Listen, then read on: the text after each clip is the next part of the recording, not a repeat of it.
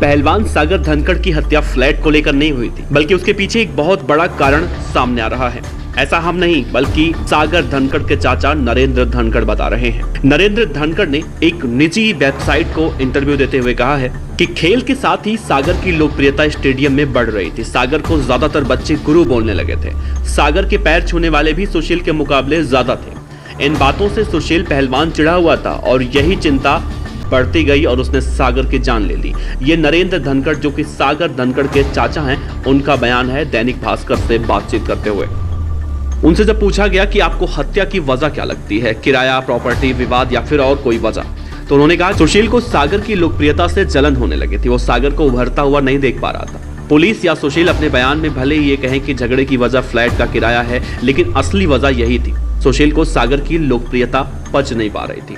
और रही बात फ्लैट की, तो वो फ्लैट सुशील ने खुद सागर को रहने के लिए दिया था। इसकी ये वजह है कि छत्रसाल स्टेडियम में सुशील का एकाधिकार है और वहां पर सुशील की चलती है। सुशील ने सागर के कोच वीरेंद्र को छत्रसाल स्टेडियम से भगा दिया। इसके बाद उसने अलग अखाड़ा खोल लिया। वीरेंद्र के साथ सीखने वाले 30-40 रेसलर भी चले गए। सागर भी कुछ समय के बाद वीरेंद्र के ही अखाड़े में जाने वाला था। सागर के जाने के साथ ही 30-40 लड़के और छत्रसाल स्टेडियम को छोड़ देते। लगातार लड़कों के छत्रसाल स्टेडियम छोड़ने से सुशील को बड़ा झटका लगा। इस पर उसने सागर को बुलाया और कहा कि तुम्हें कहीं जाने की जरूरत नहीं है, तुम मेरे फ्लैट पे रहो। बाद में विवाद बढ़ा। अब सुशील कह रहा है कि सागर ने फ्लैट का किराया नहीं दिया। सुशील ने 15 मार्च को फ्लैट खाली करने को कहा था और 31 मार्च को सागर ने उसे खाली कर दिया था।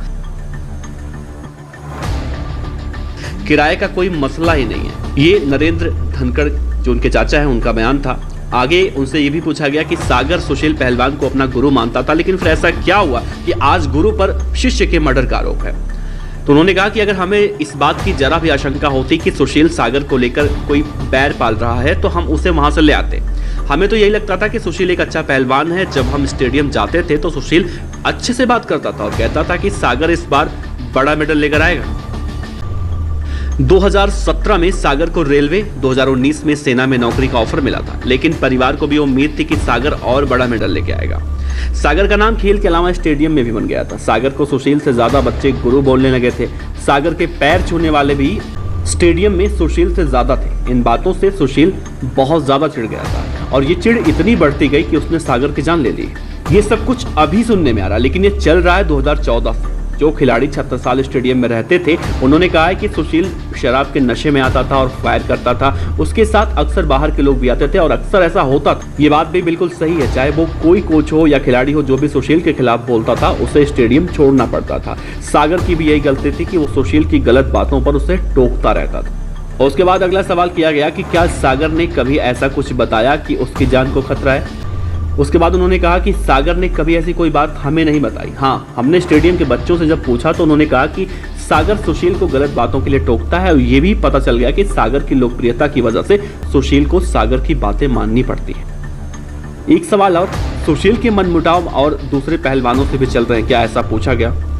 उन्होंने कहा ऐसा तो काफी समय से है। पहलवान अमित धनखड़, प्रवीण राणा, नरसिंह यादव के साथ सुशील के अच्छे संबंध ने दुनिया जानती है।